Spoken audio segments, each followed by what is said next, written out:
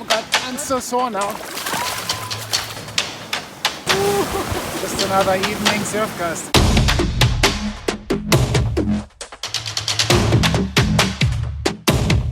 So hey everybody, in this episode we want to take you to a very special fishing spot in the far north of New Zealand. We are in Ahipara.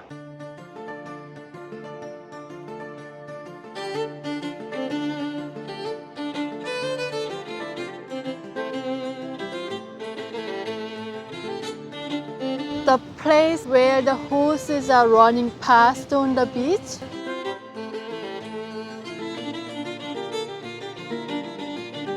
While you're waiting for your catch of the day. This was a really magical moment. Seeing this, I was like, am I dreaming? Only in Ahipara you have to share your fishing spot with a couple of wild horses. Did you know the 90-mile beach is called the 90-mile beach because it takes a horse 3 days to go from one end of the beach to the other end?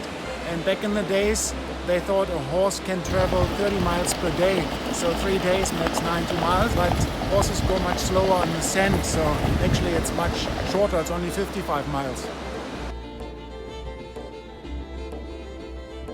And we were lucky enough to be able to stay at the Endless Summer Lodge for a little while, right across the road basically from the water. When you wake up, you can look out the window and you see the 90-mile beach, the southern end of the 90-mile beach, and really good spot for surfing as well. But we came here for fishing. We caught out most of catches in this area. It's a very productive spot. Well, check this out guys, found a dead blue cod on the beach. Very interesting. Basically after we arrived, We tried drone fishing and surf casting on the beach at sunset. It was time for the new moon. This gave us beautiful snapper right away. oh, man, that's heavy. This is so heavy. Fingers crossed that it doesn't go to the rock. Big snapper. Big snapper, yay! That was a fight against me. My arms hurt.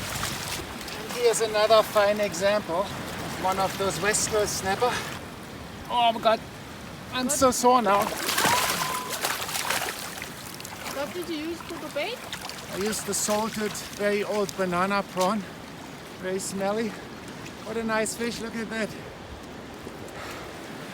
Oh god, perfect eating size. Off the rocks right in front of the lodge. Pretty good catch for surf casting. This snapper was feeding us for quite some time. We also caught some kahawai straight out from the lodge. And then a little bit later in our stay, We also caught an interesting fish. It's called parore. This was the first time for us to catch this fish. We were so excited to try something different. yeah, this is basically a wrasse type fish and a plant eater. So people normally don't keep this kind of fish. You know, everyone thinks snapper tastes the best, but we thought we'll keep it. It might taste good. It's a bit like a blue moki, really. It's got those black stomach lining. Yeah, so we took it home and filleted and prepared. What do you guys reckon? Is it going to taste any good or not? But let's find out what it's going to taste like. Lemon miso marinated parore. The meat actually is really flaky. It's not dry at all. It's really nice texture. Anyway, we also spent a little bit of time exploring the area, of course. We went down to Ahipara, to the township of Ahipara on the northern end, and there's an access to the 90-mile beach where you can, take your four-wheel drive down to the beach, and then you can drive for miles up north along this beach. This part of the beach is very popular, especially on the weekends. Lots of cars with their fishing rods and kontikis, so it gets really busy in summer. But don't worry guys, this beach is huge. You will definitely find your spot. Or if you cannot catch any fish here, look for some mussels. There are lots of tuatuas sticking out of the sand on the beach. Or you could go to the rocks, look for green shell mussels. They are really tasty. Great. Mark just found the mine. Haitian made a very nice dish with those mussels. Honestly, I think that tuatuas taste better than cockles. They're much sweeter. No scent? No. We left them for 3 days in a bucket with salt water and changed the salt water once a day so that they spit out all the sand, and now they're perfect.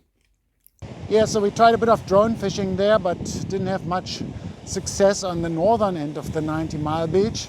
It's a pretty long beach, and I think it's better in summer, and you also need to find those deeper channels and holes.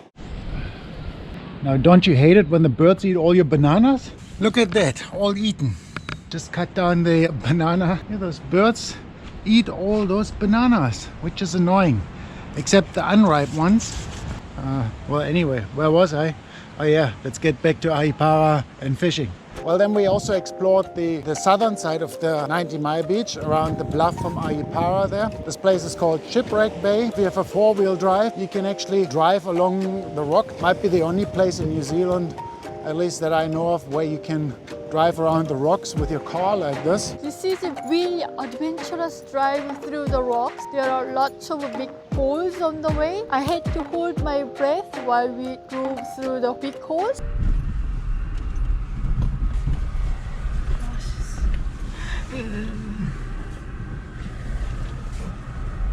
What's the tide when you drive over the rocks? It's a bit sketchy because there are some pretty deep holes along this way, and you really got to be careful that you don't drive into them. And on top of that, you get salt water splashing on your wheels and, you know, on your suspension and on your brakes and stuff, so you got to wash off everything afterwards.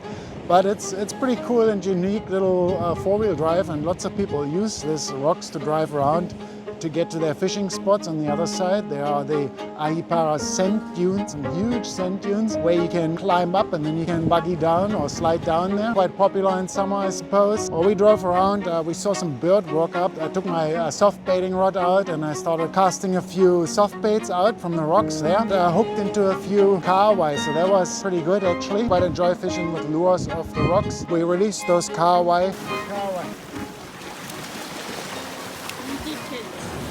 Small kahawai off the rocks. Release this guy. Good fun. Come on. Guys, remember, we want to help you to catch more fish. Visit us on the Fishingreminder.com to know when to fish. And then we drove around the rocks, saw seals sitting on the rock, watching life go by really. It's a really cool spot just driving around those rocks, very unique. We had the absolute fantastic time fishing here in Ahipara. Everyone we met, other fishers, really friendly. We'll have a chat with them here. You guys should definitely check it out if you come to the far north. Maybe you can stay at the Endless Summer Lodge as well. There are also a couple of camping options available here in Ahipara. Right at the end at Shipwreck Bay, there's actually a locally run small campground that we want to check out the next time, which looks pretty good because you're camping right by the water and you can just jump out of your camper or tent, run to the water and do some surf casting there. Last time, a few years back, we stayed at Ahipara Holiday Park. That's also a very good place to stay. Now guys, a little bit further south, also here on the west coast in the Northland, is an absolutely fantastic beach for surf casting. And we made a video, check it out up here to find out where that is. It's extremely productive, wonderful beach to fish at.